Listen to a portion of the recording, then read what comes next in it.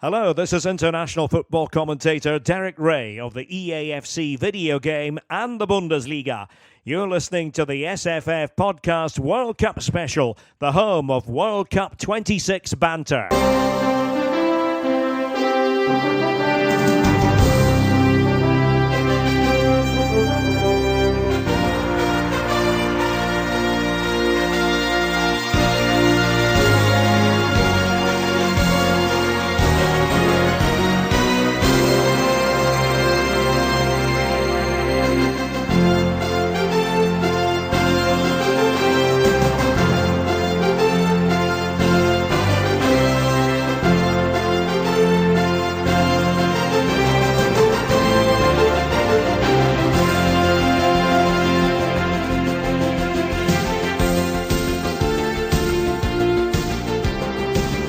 Two days since our last appearance at a World Cup. 2 days since our last goal at a World Cup. 2 days since our last win at a World Cup. It wasn't pretty, but to quote Ian Crocker, there's the easy way, there's the hard way, and there's the Scotland way. Welcome to our first Scotland World Cup review / preview episode of SFF Podcast. I'm John Bleasdale and I'm joined by Technical Director Krys Kajawa. How are you doing, Krys?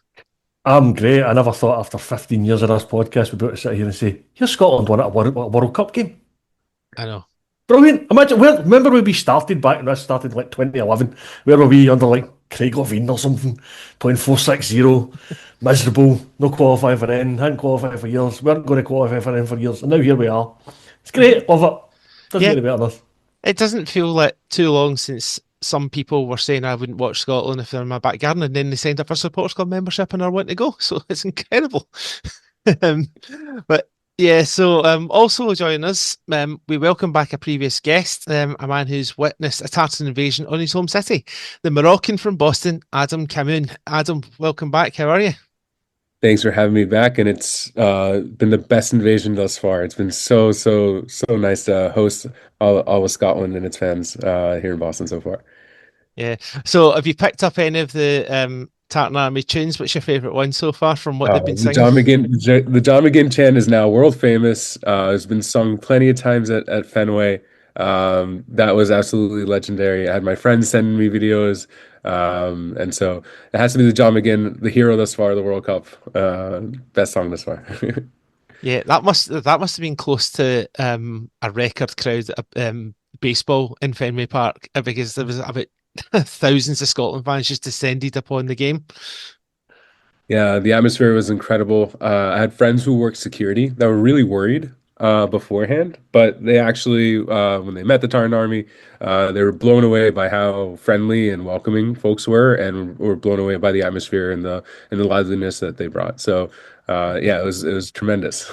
Yeah, I know that you were away over the weekend there, so you didn't get to see them on match day, etc. But what have you made of the Scottish invasion to Boston and Providence, where some of them have been basing themselves so far? Yeah, the reaction has been absolutely tremendous thus far. All of the folks that are local here have been posting on forums saying, "Can we keep Scotland forever?" It's been absolutely tremendous. It has actually reminded a lot of people, Boston can be a little bit of an uptight city, how to let loose, how to have fun. We extended the bars till 3 a.m. and I think Providence, one-upped us and did 4 a.m. And a lot of places are being drunk dry. And so it's been an absolutely tremendous experience. Folks are really welcoming, picking up laughing themselves, singing along on boats. The videos on boats have been incredible. So the atmosphere has been lively, and I've seen nothing but positive reactions from locals. In fact, it's been encouraging us to have a little more fun as well. So thank you for that. Yeah, I'm glad that you have that you are embracing the Scots coming over. They've obviously got a great camaraderie wherever they go. So of course on Saturday, the game kicked off at 9 p.m. on the Saturday your time, but over in Scotland we had to do some adjustments because the game was kicking off at 2 a.m. So there was a few tactical naps, etc., that were required. Krys, how did you prepare for the game and where you end up watching it? Exactly that. The tactical nap was the way to go. I probably should have done the tactical nap during the Qatar-Switzerland game and got up and watched the Morocco-Brazil game. However, it was the Morocco-Brazil game I missed. So I will leave that to Adam to talk about later on. I have watched the highlights since. So yeah, I definitely picked the wrong game to have a tactical map, but it was the way to go because it was up 1:45. The alarm was set for. I got a bit bleary-eyed getting out of bed, but it was worth it. Yeah, well, I was obviously out with my friend Callum McFadden, and I went into my room and fell asleep at 7 o'clock. Was hoping for a 4 hour nap, but unfortunately woke up at 9 o'clock needing the toilet, and I couldn't get back to sleep properly, so I gave up about 10. Missed the Qatar Switzerland game, obviously, so the score at full time, and then we drove in for watch the game, listened to the Brazil Morocco first half, got into I can't actually remember where I went now. It's just gone from me. Oh yeah, Blackfriars and Bell Street for an event hit with Cowan for 12. We were there till 4 o'clock, and then we got back to our hotel but just before 5. Fell asleep at 5. Woke up at 7 to go for a Sky News interview. So it was I was living in 2 hour increments at that time. Crazy over here, isn't it? I mean, that's the way it is. I mean, this was a novelty for me because we've not had Scotland at a non-European competition since 1986, and I was like 4 when that tournament was on in Mexico. So yeah, that's whole having to get up at different times of the day to watch Scotland play is just. That's a weird feeling. Yeah, Adam's probably used to it because obviously it's not often the World Cups over in the Americas these days. Yeah, I mean, our timing was pretty decent for the Qatar World Cup, and even better for when it was in Russia. I think it was pretty similar time zone. So, having the odd times has been interesting. Selfishly, these times are great. Getting them right after work, some of the kickoffs or late into the evening is great for me, but it's tough for our European friends. Yeah. Well, as much as I'd love this to happen, could you imagine if this happened if the World Cup was held in Australia? But because then we'd have to do a night shift. I was going to say Oceania must deserve one at some point in the FIFA rotation, but technically Australia's not Oceania these days. Yeah, that's very true. Yeah, and I don't think New Zealand's quite big enough. So, but we'll wait and see. But I must say, today was the first time I regretted not taking up the bank holiday John Swinney put on because work was a hard shift today, and it's not because of hangovers, because as I say I was sober on Saturday night, Sunday morning, but it was just the whole process was exhausting. So well done to those who were sensible enough to take it off. Hope you enjoyed your free day. Anyway, on to the just a brief analysis of the game, and then we'll hear from what fans over in Boston had to say. Krys, as we've discussed briefly, it was a bit of a slog. It wasn't easy. People were saying it's Haiti, their second lowest ranked team in the World Cup. Scotland should be good enough to beat them, but we knew it was not going to be easy. First games of a major tournament are generally not easy for teams. I mean, I cited off Argentina in 2022, lost their opening game to Saudi Arabia, ended up winning it. Look at Spain just a few hours ago, in the day that we're recording, drawing 0 with Cape Verde. So only winning 1-0 against Haiti doesn't sound so bad now, does it? When you compare it to Spain earlier on, no. I tend to agree. I think it was quite a physical game. Like, I thought Haiti were very handsy. They're always grabbing and all sorts, but then they were also falling down a lot. Isidore, not only was he rubbish at destroying the ring when he had the chance. There's a terrible Lord of the Rings joke. But he fell down in the box every single time he was there. And I can't remember the other guy's name. Perriot, I think his name was maybe. I was half asleep watching this game, I remember. He seemed to carry on towards the end of the game. Every time they got in the box, they were falling down looking for a penalty. Mm-hmm. And I laughed when I read that the Haiti fans are now protesting to FIFA, wanting the referee investigated for his refereeing of the game. So you got away with murdering some of this game. I'm surprised that there wasn't more bookings for simulation, let's put it that way. But yeah, we slogged a bit. I thought Ben Gannon-Doak was terrific. I thought he was probably our best player. I was disappointed by Shankland. I mean, I was one of the ones that said we need to play two up front, and Shankland has to be one of those two. I think most people agreed with that. He did not rise to the occasion, unfortunately. Some would say he didn't get the service, but I think even when he had the ball, he was giving it away. Adams, I thought, did a better job on what little he was getting.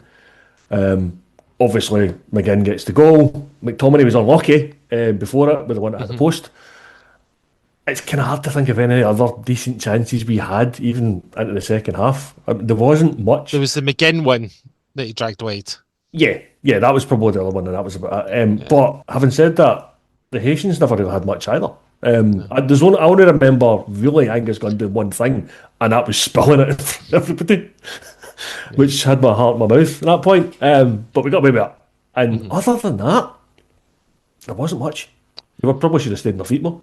Yeah, it was Piero was the other striker, the number 20. Yeah. But yeah, you're right to say about Gannon Dope because he was up against the left back with plenty of experience in his name. That's another bad joke there. I was bear in mind. Yeah, and he was also up against a Providence in front of him as well. So yeah, they get worse, guys. Let's just try and keep on the track. But no, in all seriousness, it was. I think most of us called for 4-4-2, but maybe with hindsight, maybe wasn't the right way to go because I think we lost something in midfield. It probably didn't help for me that McTominay probably didn't have his best game really at the post, but people forget Scott McTominay was in bed for 3 days with a sickness bug. So the fact he was able to go on the pitch and complete 90 minutes, and yeah, hindsight's a wonderful thing. We know we'll change it this week.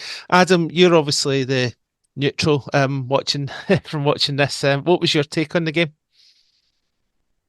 So certainly the Haitians outplayed themselves. I think they certainly came but they didn't create strong chances like Krys mentioned. I was certainly surprised to see Scott play, but not as well as he's used to.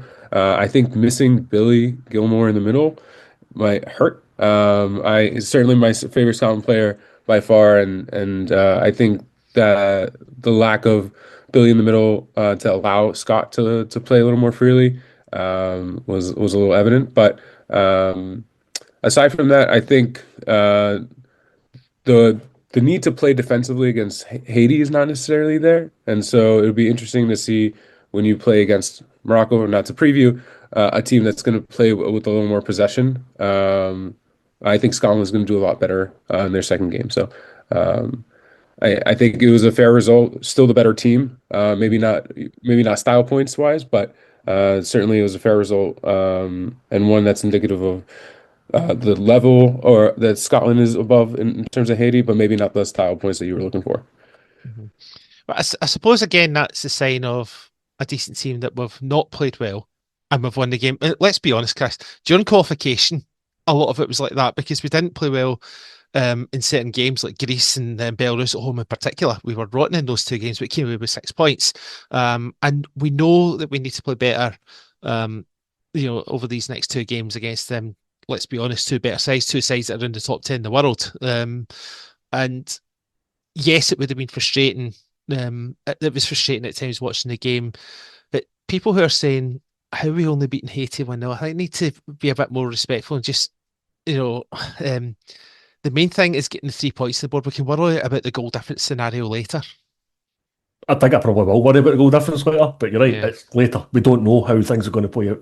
So the most important thing was getting the 3 points for this game because, as you say, we're now got two games against teams that are in the top 10 in the FIFA rankings.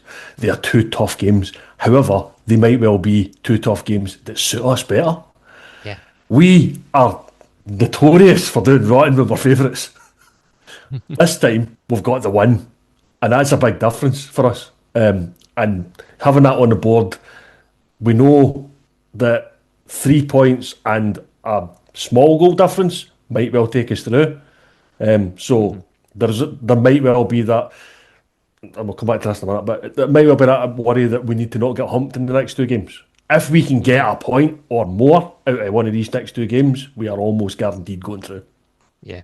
It's like I think what should give us encouragement is arguably our best performance was Denmark away, and we were expected to get beat that game. Denmark were the top seeds, and we were a credible 0-0 draw. On another night we could have even won the game. London Dykes has a great chance in that match. So, Adam, obviously you've watched a good bit of Scotland in preparation.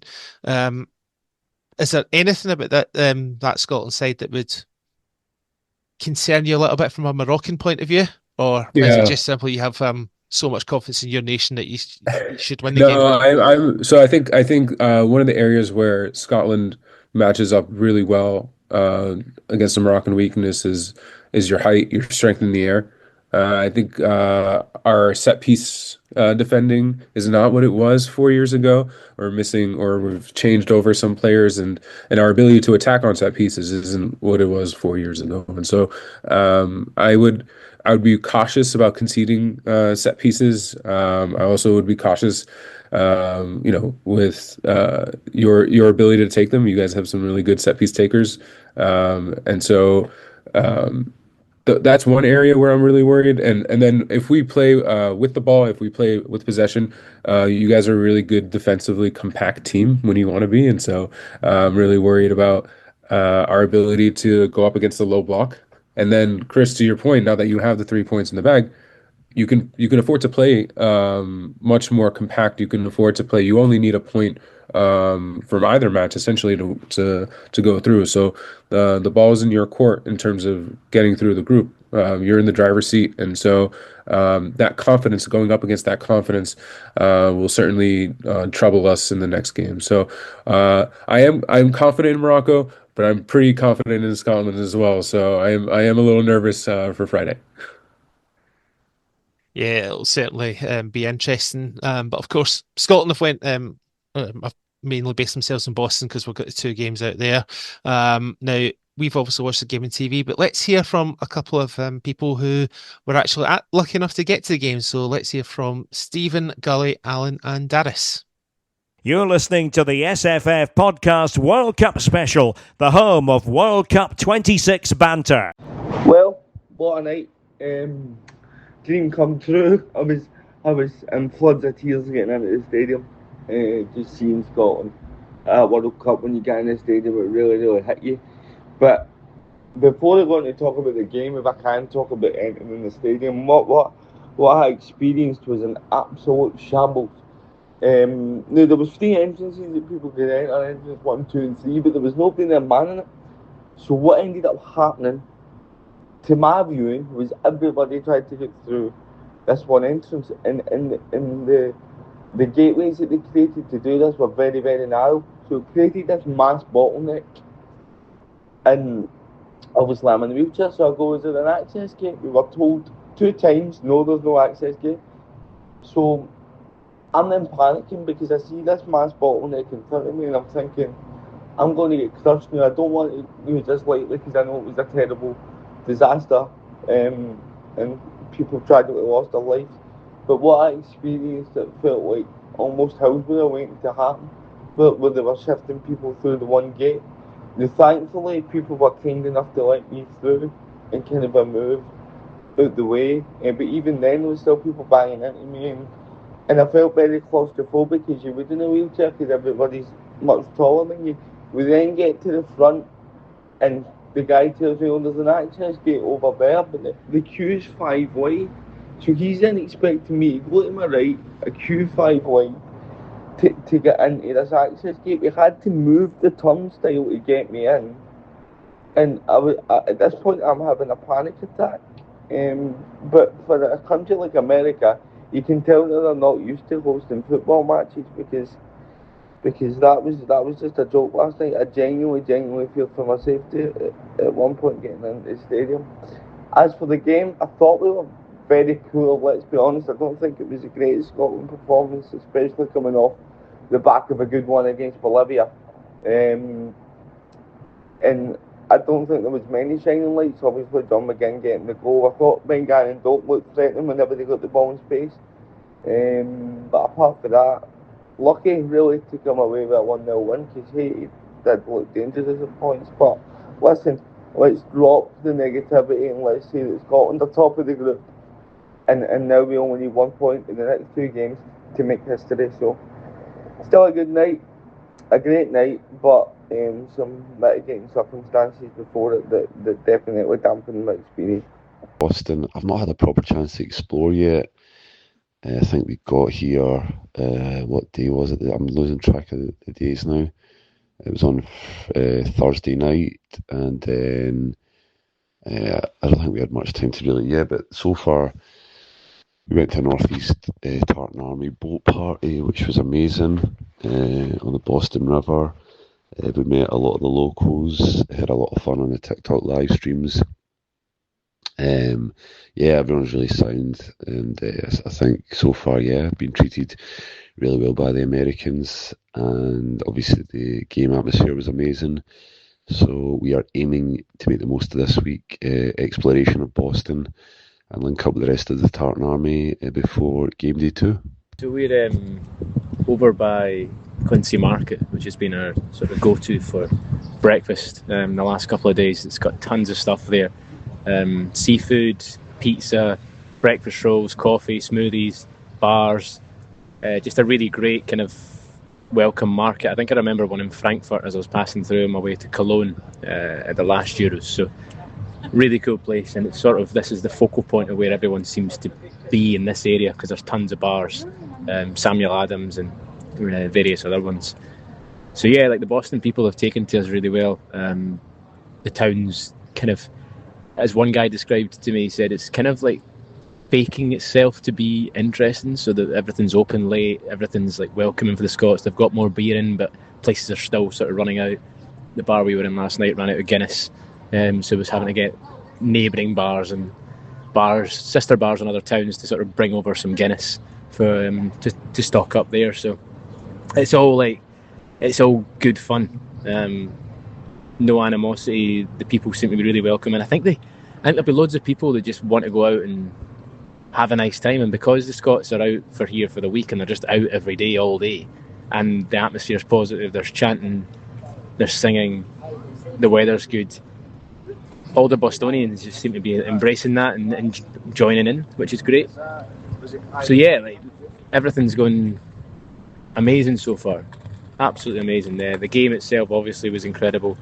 Logistics around it, people had different stories, but we got there, we got home, and it's just absolutely amazing. And there's loads of little, the classic thing, you're bumping into old friends, you're making new friends. I saw Josh just randomly in town. He came out of a subway station carrying an American football, so I think he was going to have a good time playing at Boston Common. So just so good, man. And then Scotland House, that party was amazing as well. So I'm travelling back home today. It's bittersweet. I think my bank balance will be happy, but man, what a ride. What an incredible experience. Honestly, I've never ever seen anything like that. The national anthem, how loud we were, the passion, the noise, absolutely amazing. And then to top it off, a win as well, in what's our first World Cup win in 37 years, or 36 years against Sweden, sorry. So honestly, mate, absolutely delighted. I thought the performance wasn't the best, but we came away with 3 points. Any other time we could have came away with a draw or a loss. I thought Ferguson played well. I thought Doak was okay at times as well. I thought McTominay was pretty poor. Shankland wasn't up to much as well. I thought Adams was actually not too bad. But all in all, mate, absolutely buzzing. The yellow buses as well were absolutely fantastic. In Providence, the pipe band, Rhode Island Highlander pipe band, what an experience that was as well.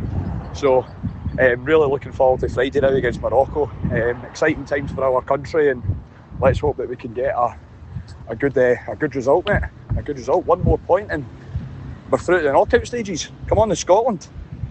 You're listening to the SFF Podcast World Cup Special, the home of World Cup 26 banter. Well, cheers, lads. Thanks for taking your time out in Boston to voice note the community and contribute to the podcast. That is appreciated. Adam, all in all, it sounds like they've had a great time, but we need to address Stephen's point. Stephen's he's disabled, he's got a wheelchair, and he had a horrendous time trying to get into the ground, and it's not nice to hear that he's had a bad experience.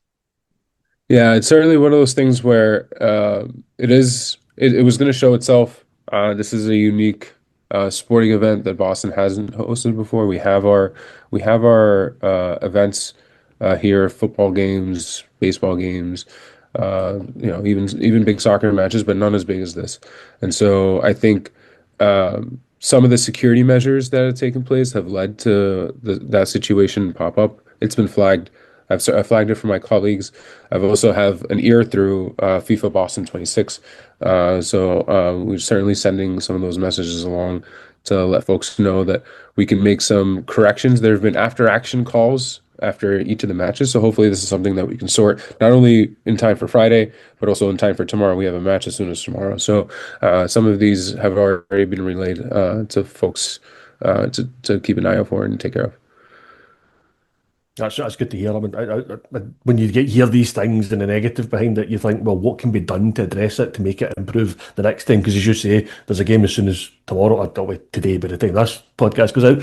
But yeah, ahead of even our game on Friday. So yeah, that's certainly positive to hear that things are being addressed. And fingers crossed, it's going to be happier stories come tomorrow and Friday. Yeah, it certainly is. Josh was too sore in his throat to That's just standard Josh, to be honest. Yes, that's just a. And to be fair, I can't say anything because that time I was in Poland, my throat was knackered as well. So I get it. Exactly. We've all been there. We'll probably be there again. Let's be fair after the game. I won't go through all these messages because it is long. But he's not happy about the fact that there was nowhere to get water. There was. There was no aircon on the carriages in the train, and we've also discussed the train prices before that was touched on. And yeah, getting to stadium was a mess, and then $749 a bottle of water, didn't go down well either. So yeah, he wasn't happy with his experience, and it's sad to hear, Adam, because at the end of the day, I mean, you're a proud Bostonian, and yes, you're going to get lots of positives for Scotland fans out there, but it's not nice to hear that some fans are not getting the experience that they would have expected from previous tours, because in Germany, we've discussed it before, the vast majority of Scotland fans had a great experience out in Germany. Yeah, I think it's indicative not only of just Boston, but Boston is probably symptomatic of the bigger U.S. Issues that we have. Buying concessions or anything at a stadium, whether it's Fenway Park, whether it's Gillette, all across the country, you have some of the highest concession prices. A lot more than anywhere I've seen in Europe. There's only one stadium that I know here in the States, and it's notorious for putting the fans first, and unfortunately it's Atlanta. So I'll be there for the third Morocco match. They have regular prices for regular people, but that was because a billionaire chose not to make money for once. And aside from that, you have folks who see as an opportunity to price gouge a little bit. You have a captured audience. I think FIFA initially said there was no water or anything that could be brought to the stadium, and then after immediate and swift backlash, they reversed and said you can bring one 20-ounce plastic container bottle, and even then, it's you're watching the players get water breaks introduced or forced upon them. We've never had water breaks, and that's just to insert more ads. So I think it's indicative of FIFA in the United States. It's a match made in commercialization heaven. So which is unfortunate for us as fans, whether they're American or from Morocco or from Scotland. So I sympathize. Yeah, the water thing seems to be a bit of a theme. The Rangers fans that went to the final in Seville in 2022, that's another showpiece event that, in this case, UEFA put on, and there's like horror stories of them trying to get water. And fun enough, when I was in Seville in 2003 for another UEFA Cup final, it was the same. It was a struggle to get water. And I think one of the positive things what Josh said was, although they were charging quite hefty prices for water, there was a lot of availability of it, so you could at least get it. Whereas when we were in Seville, you couldn't even get the damn thing. So make up for the lack of beer. Yeah. Yeah, I don't know how that would have went down. It's probably a safer option, obviously. But yeah, but on the whole, I think I don't know about you, Chris. I mean, we obviously couldn't afford to go out, but there is jealousy or envy at seeing all those videos. I think it hit me close at the end of last week when it was like getting close to the game. Then you see more and more fans descending. They're in the cheers bar. They're in. They're on the Tartan Army boat, etc. Gully's videos have been good. PG Chiletta did a wee review thing as well. Nick Morgan's done a couple of things. It just makes you think. I do wish it was. You do wish you were there, but obviously we knew from early doors that this was just not going to be one that was in our price range. Yeah, and I've been. I was. You were fortunate enough to be there 2 years ago in Germany. Yeah. And I know what a great experience you guys had.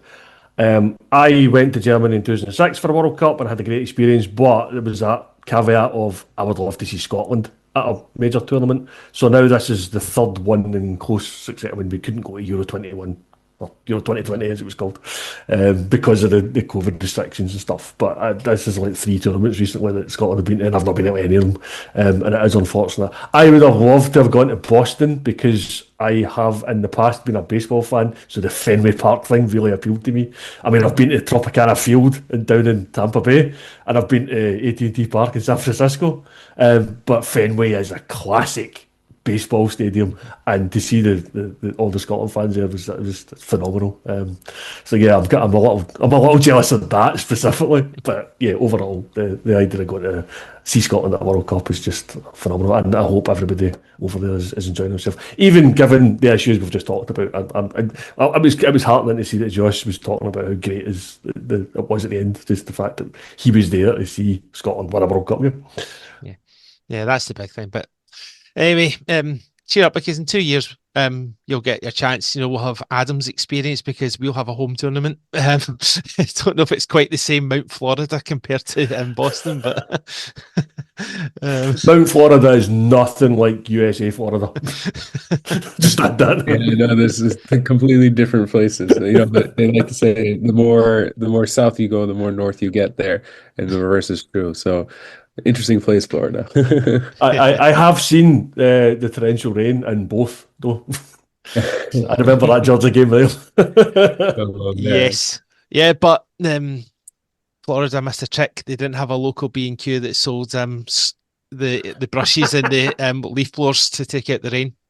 See, we got our game on quicker than they did for that England friendly. We better park rainy games and so on. There was another game in our group. So Brazil won, Morocco won. Chris, is that a good or bad result for Scotland? I don't know. My concern now is that because the two big hitters in our group have drawn with each other, to win the group becomes a who can put both goals past the other two. So they're both going to be going for us in these 2 games, as well as both going for the Haitians as well. So I am very concerned about that.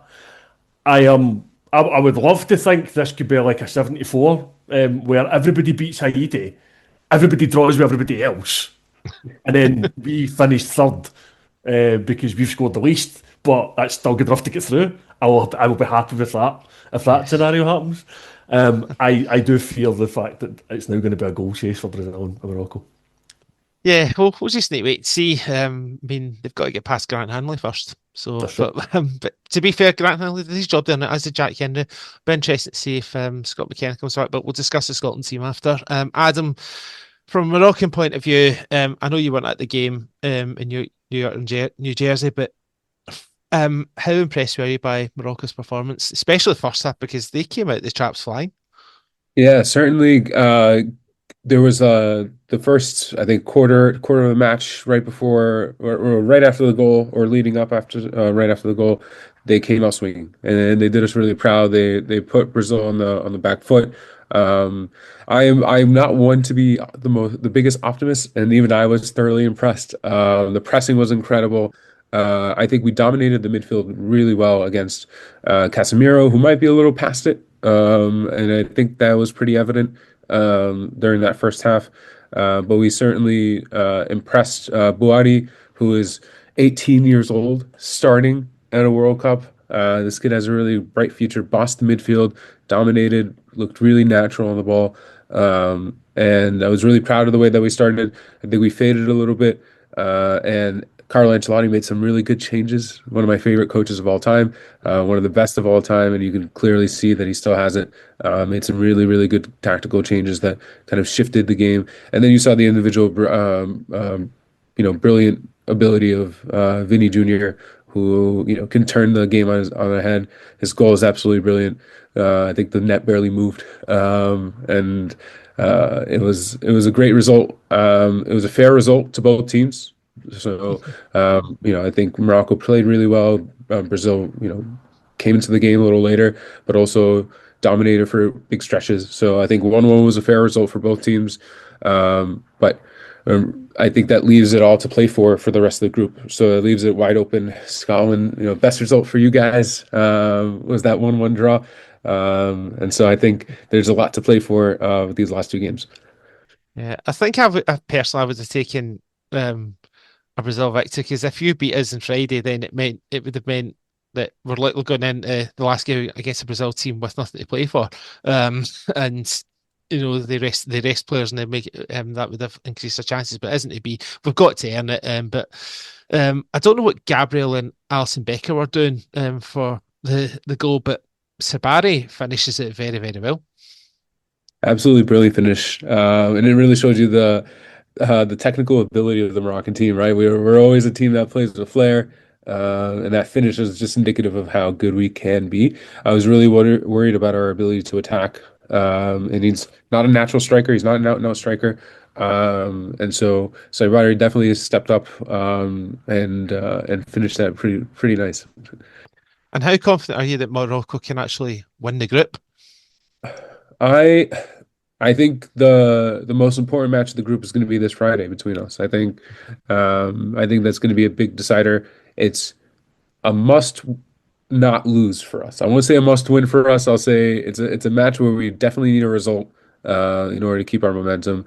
I think it's important for us to build on it. I think it's going to decide where we finish in the group. I think a win for us. I feel really good about our chances of finishing the group on top with Haiti left to play. I think going into a draw, which is a very likely scenario, which is the scenario I really do think is going to happen, is great for you folks. And I think not out of the picture for us. I think it leaves us all to play for the last day, which makes me a little nervous, but I feel confident against Haiti. So I think there's a lot of scenarios, and I think the three teams potentially make it even more interesting to play for, because you have teams that are playing a little more conservative than they normally would. I think especially after you get that first win, you can kind of play a little more conservative, let teams come to you, and play your style of game as opposed to playing a little more aggressive. So I think we might be the more aggressive team on Friday night, and I think we definitely want to and see ourselves being top of the group, and we're going to follow suit. Mm-hmm. Yeah, it's certainly going to be interesting. Krys, what strengths in Morocco did you look at and think that really concern you? I mean, they're certainly a very technically gifted team. They're a very fast team. So all 11 positions, maybe.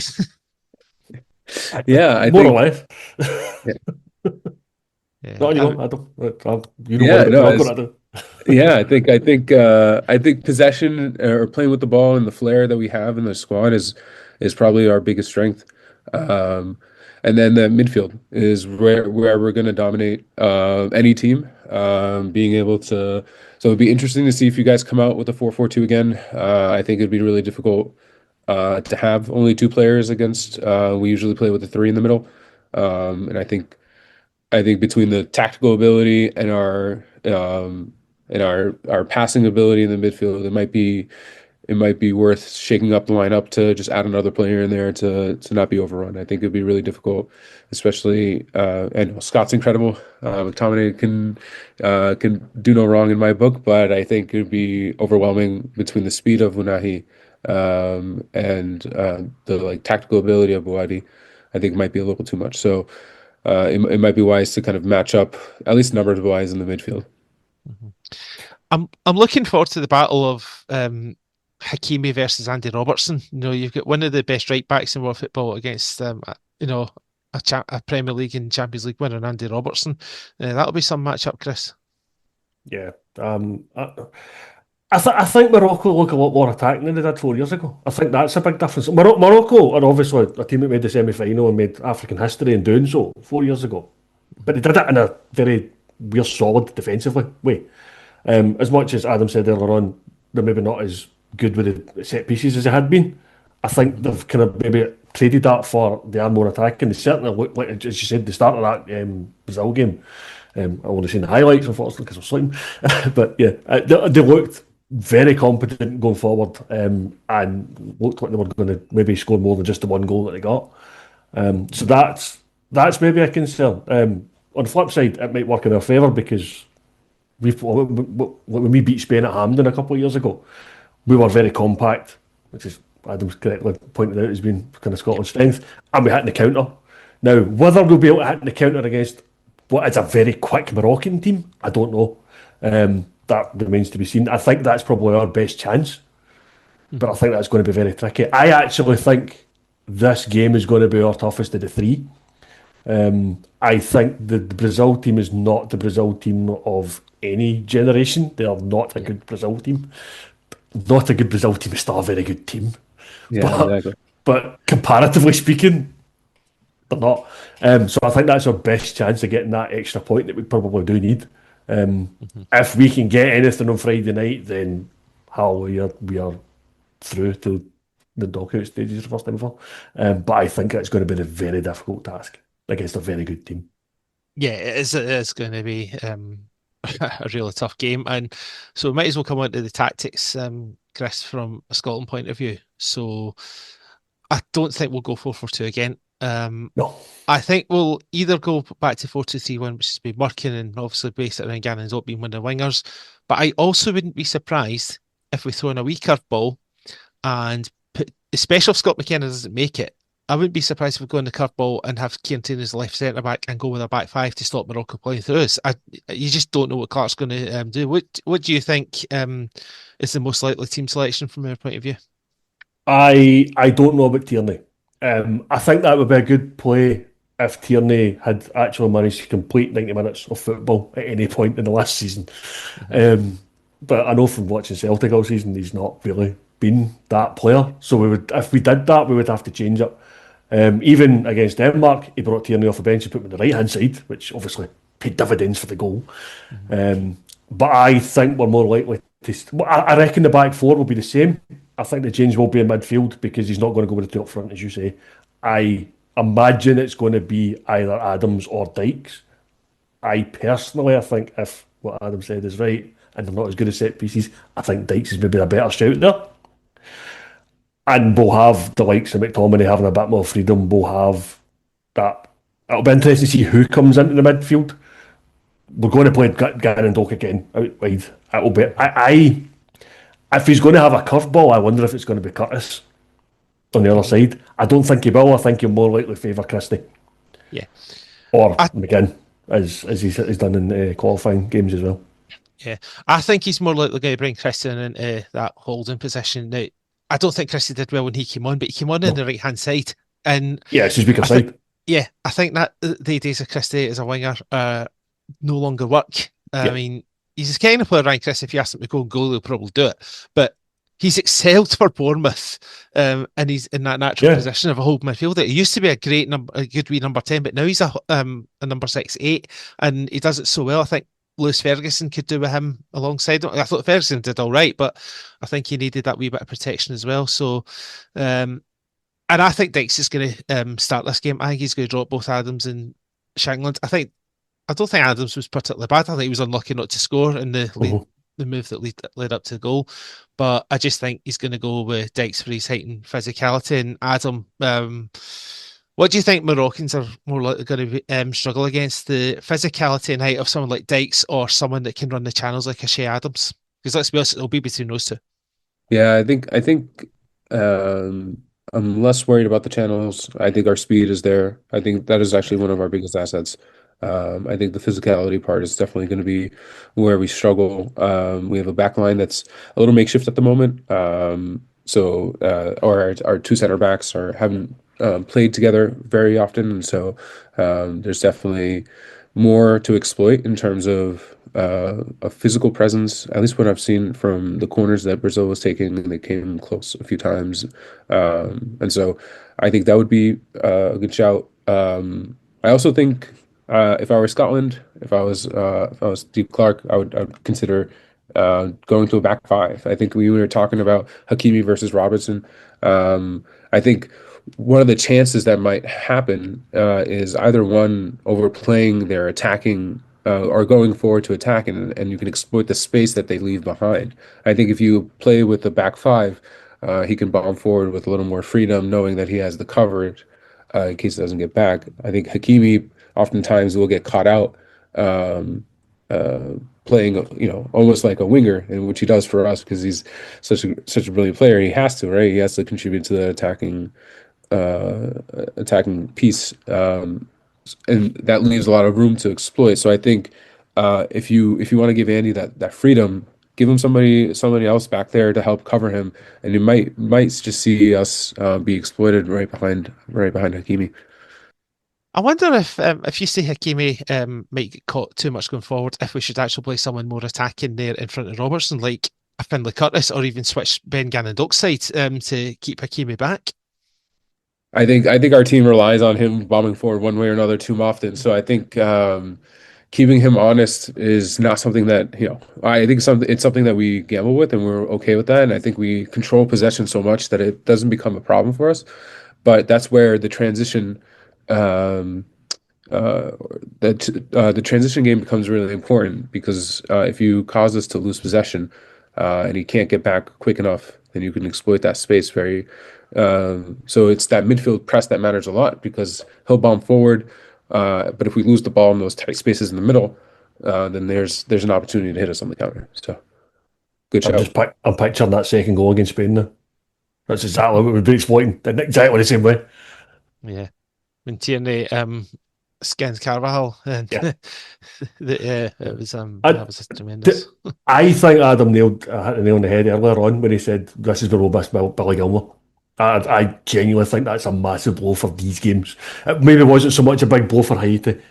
This is where we'll miss him now. Yeah. He would be the ideal guy to come in at this point, and we've not got him. That's a massive blow. Yeah, because he's the best ball retainer in the team. It was obviously going to be a massive miss. I mean, I've seen some people suggesting Tyler Fletcher, he's a similar type player, will come in for this game. I personally don't see it.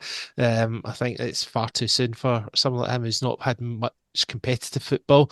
It wouldn't surprise me if Kenny McLean started either. I don't think he will, though. I think it'll be Krys. And also, might as well say this just now, I think Kenny McLean was very lucky to still be in the pitch on Saturday, because that was a pretty dangerous challenge. That's probably the one part of the Haiti statement that was probably true. I'm not sure about anything else. No, the handball, they were suggesting that, from my understanding, it's a handball that hit Hanley, and his hand was down its side. It wasn't out in some weird position. It was quite a close shot as well. I don't think there was anything Hanley did wrong there. I get VR probably should have reviewed it if it didn't, which I don't know if it did or not. But it wouldn't have been a penalty, I don't think. But yeah, the McLean one, I think the referee let a lot go throughout the game. And yeah, if I had been more than a yellow card, I would not have been surprised. But it's one of those borderline ones that a yellow might be enough. But if it'd been more, then I don't think we'd have much argument. Adam, from a Moroccan perspective, where in the Scotland team do you think Morocco can really exploit having watchers on Saturday? Or, well, Saturday your time, Sunday your time. Yeah, I mean, part of it is tactics. So I think it'll be really interesting to see if you do roll out a midfield two, which I think I looked up and Steve said that he might switch up the formation. So I think he's adjusting and is planning on adjusting. But I think the midfield is where we dominate. It's our strength, and then our ability to press. And so being able to get the ball out and not succumb to our press. I think that's what kind of overran Brazil to start, was our ability to press their midfield, which led to a few turnovers, which led to us getting those chances very early on. And so that's always going to be one of our strengths, is our really, really high and strong press. So I think that's an opportunity for us to create some mistakes, especially for a team that traditionally doesn't play with the ball too much. But we are a high possession team, and we love to kind of do that Gengen style pressing, get the ball back very quickly when we lose the ball, and create half chances or even really good chances out of that style. So I think that's going to be our biggest or the biggest thing that we could probably exploit during the game on Friday. Yeah, when you said Gegan style, it put a song in my head, Gangnam Style. Thanks. Now, we know there's lots of Scotland fans also out there, Adam. How many Moroccan fans roughly do you anticipate being in Boston for the game, including yourself, of course? Yeah, so I'm excited. I might have mentioned this during the first podcast. If I didn't, I'll say it now.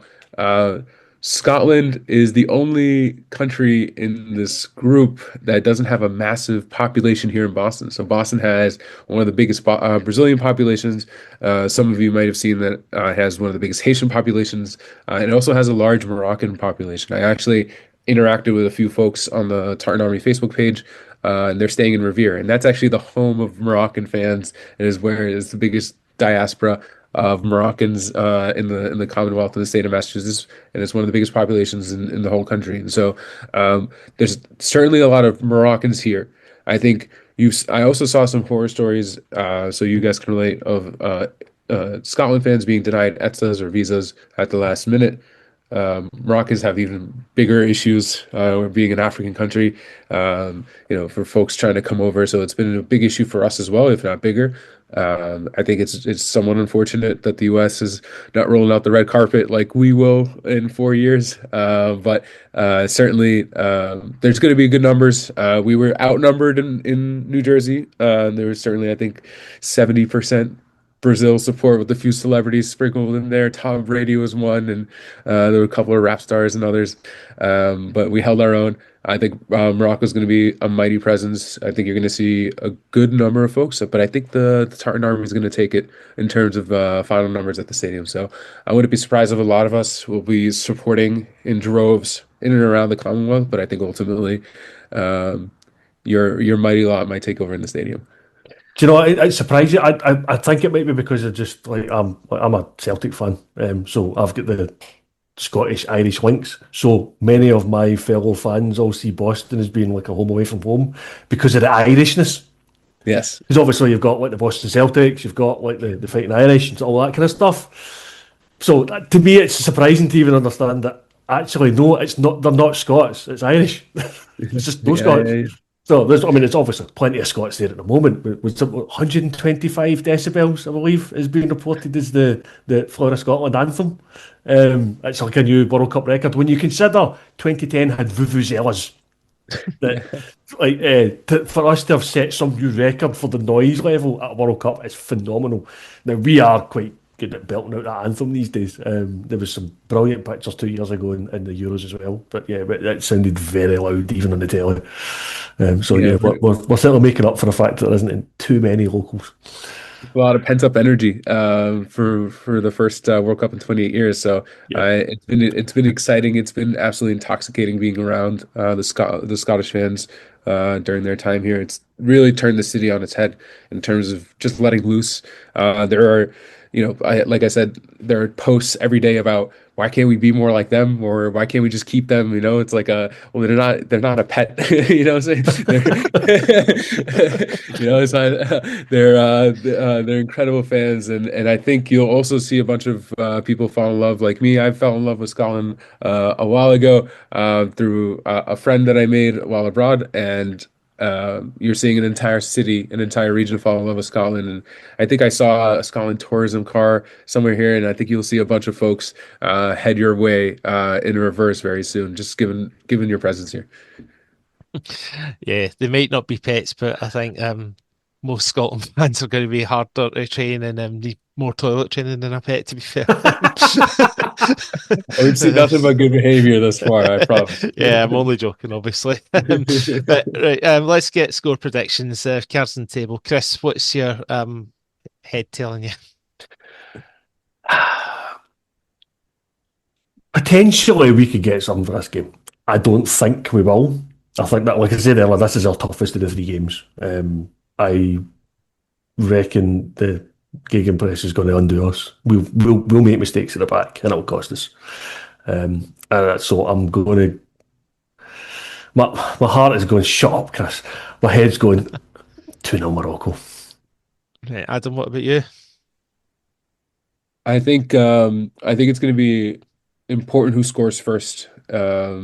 I think if it's Scotland, it would be very hard for us to defeat the low block.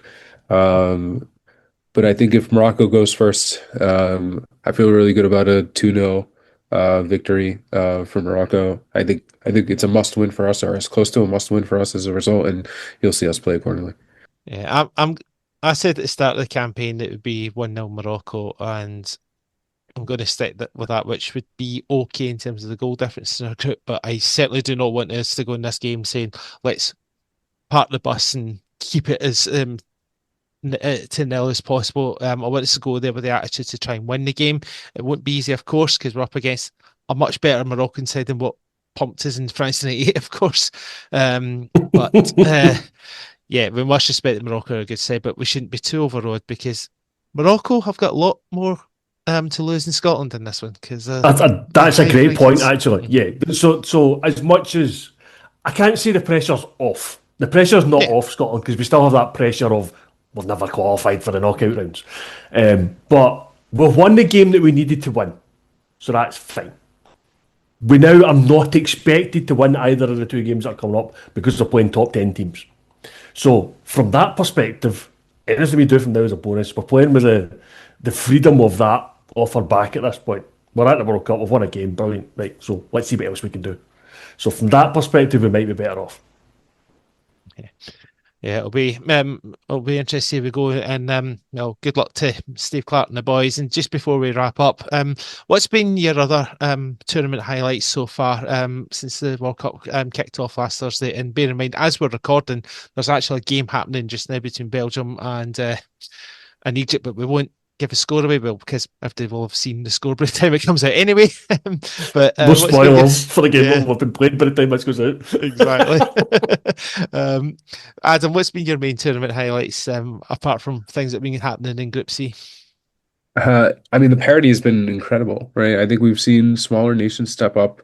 There was even a moment where Curacao was drawing against Germany, and I, for a moment, thought the impossible was going to happen. You had the last minute goal for Qatar to draw it. So a lot of the smaller nations that were kind of dismissed or would have been dismissed or might not even qualified under this expanded format are stepping up and doing well, and it's been a party. And I think slowly the whole country's easing into the fact that we're hosting this. I think there was a little bit of a lack of excitement heading into the tournament. There were other folks that were distracted by other things, but we're in the full swing. And I think part of that is some of these upsets and some of these smaller teams playing really well. It's been a party. It's been such a fun party.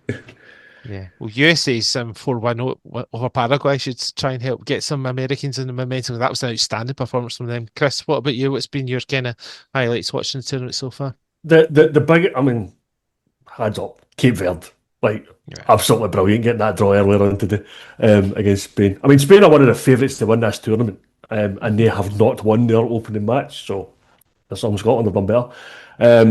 But yeah, Cape Verde has got to be the story of the tournament so far. But I thought, as much as Curacao, it didn't end well for them. They get was a 7-1.